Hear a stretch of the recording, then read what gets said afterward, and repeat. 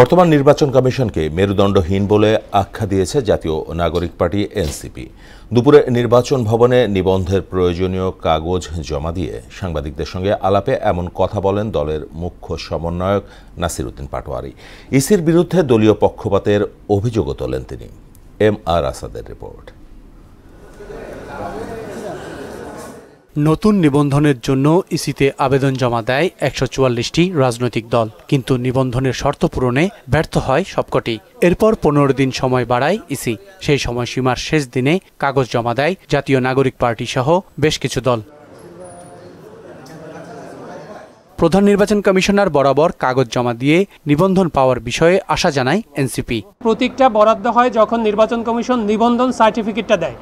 যেহেতু নিবন্ধন সার্টিফিকেট আমরা এখনো পাইনি, তো সেই প্রতীকটা নিয়ে আমরা এখন তো কথা বলতে পারছি না। বিধিমালা যে কোনো পর্যায়ে সংশোধনযোগ্য এবং এটা সংশোধনের জন্য আইন বা অধ্যাদেশেরও দরকার হয় না। এটা নির্বাচন কমিশন চাইলেই এটি সংশোধন করতে পারে। যদিও দলের মুখ্য সমন্বয়ক নাসির উদ্দিন পাটোয়ারি বর্তমান কমিশনের বিরুদ্ধে দলীয় পক্ষপাতের অভিযোগ তোলেন। ইসিকে মেরুদণ্ডহীন বলেও সম্বোধন করেন তিনি। আমরা যত দিন এই ইলেকশন কমিশনকে দেখতে পাচ্ছি, ততই বুঝতে পারছি যে এটা মেরুদণ্ডহীন একটা ইলেকশন কমিশন।